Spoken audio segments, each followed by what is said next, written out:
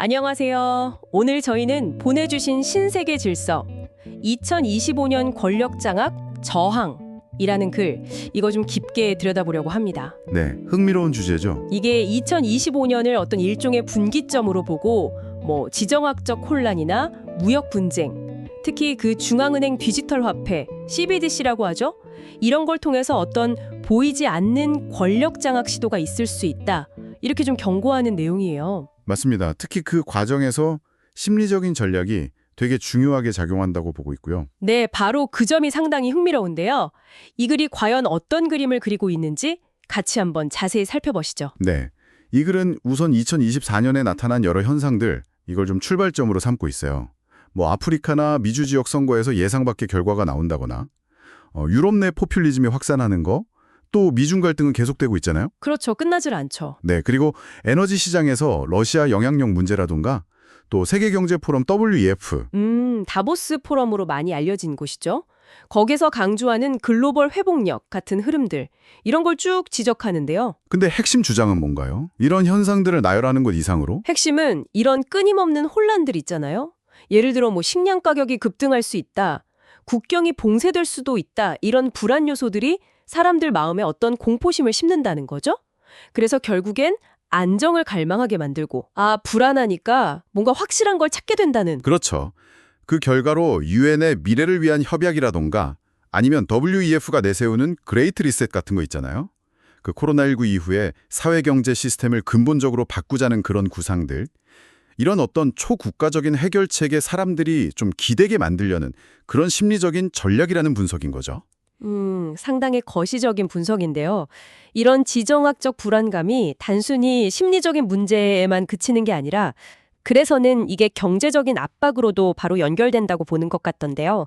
특히 무역 갈등, 이 부분을 중요하게 다루죠. 맞습니다.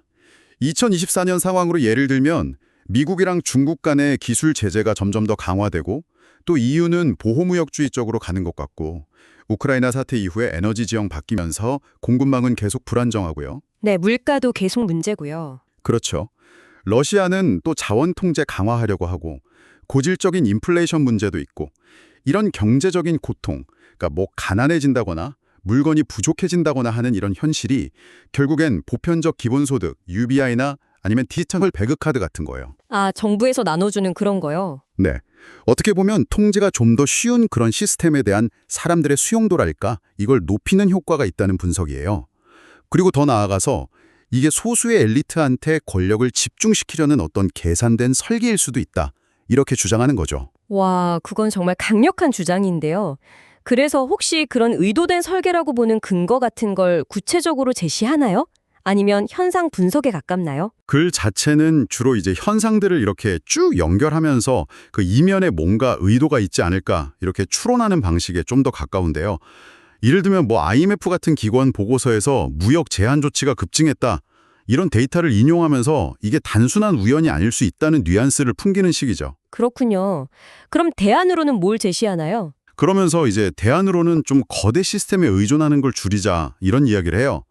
예를 들면 지역 농산물 직거래 장터, 파마스 마켓 같은 거 이용하고 이웃 간에 물물 교환을 한다거나 좀 더 지역 공동체 중심의 경제 활동을 강조하는 거죠.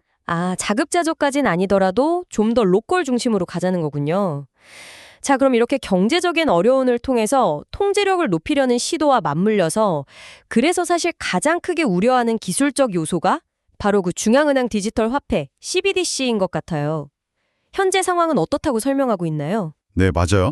이 부분이 그래서 정말 경각심을 강하게 제기하는 대목 중 하나인데요. 2024년 중반 기준으로 이미 전 세계 GDP의 한 98%를 차지하는 134개국 정도가 CBDC 도입을 탐색하거나 추진 중이다.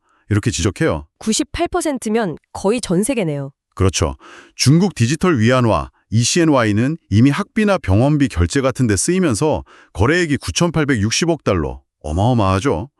EU 디지털 유로도 2025년 도입 목표로 가고 있고 브라질이나 인도 같은 나라에서도 시범 운영이 한창이라는 거고요. 기술 자체는 중립적일 수도 있을 텐데 이 글이 CBDC에서 구체적으로 걱정하는 그 통제 가능성이라는 게 뭘까요? 바로 그 프로그래밍 가능한 화폐라는 특성 때문이에요.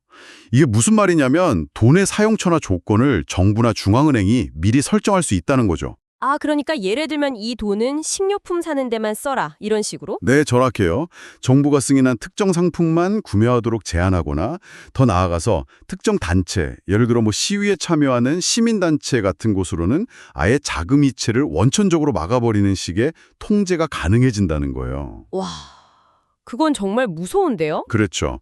이게 단순히 금융거래를 넘어서 개인의 행동을 감시하고 통제하는 사회로 이어질 수 있다는 우려죠.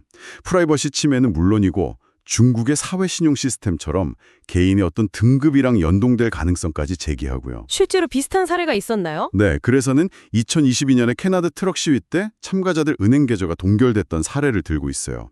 그러면서 앞으로는 금융 접근성이라는 게 당연한 권리가 아니라 정부 정책에 얼마나 순응하느냐에 따라서 주어지는 일종의 특권처럼 변질될 수 있다. 이렇게 아주 강하게 경고하고 있는 겁니다. 듣고 보니까 지정학적 혼란으로 공포를 만들고 경제적 궁핍으로 수능을 유도하고 마지막으로 CBDC라는 기술로 직접적인 통제를 가한다. 이 세 가지 요소가 맞물리는 방식이 정말 좀 치밀하게 묘사되어 있네요. 그래서는 칼륨 심리학까지 언급하면서 개인의 자율성, 자기에 대한 공격이라고 본다고요? 그렇습니다. 그래서 이 글은 이런 거대한 흐름에 맞서는 개인들의 저항, 이걸 그래서는 shoes, 뭐랄까 작지만 현실을 기민하게 파악하고 저항하는 그런 존재들로 표현하는데요. 몇 가지 구체적인 대응 방안을 제시해요. 어떤 것들이죠? 일단 주류 언론 외에 다양한 정보를 찾아보라는 거죠. The Kingston Report, Off Guardian, The Corbett Report, 또 X, 구 트위터 같은 대안적인 정보 채널을 통해서 여러 관점을 접하라는 거고요. 그리고 프라이버시 보호에 신경 쓰라는 것.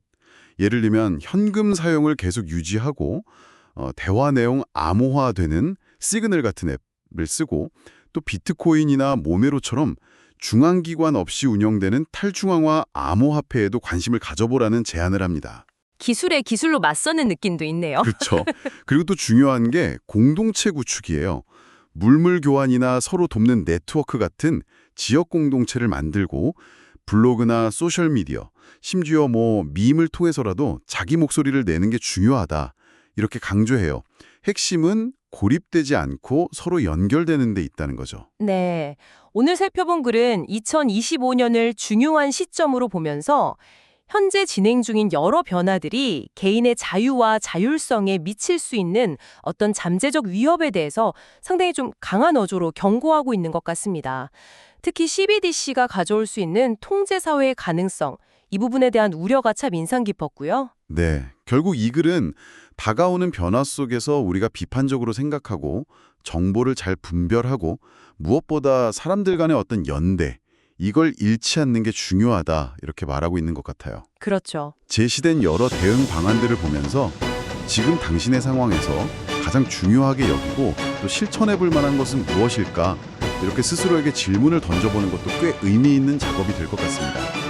단순히 정보를 받아들이는 걸 넘어서 이 글이 던지는 질문들을 한번 곱씹어보는 그런 계기가 되셨기를 바랍니다.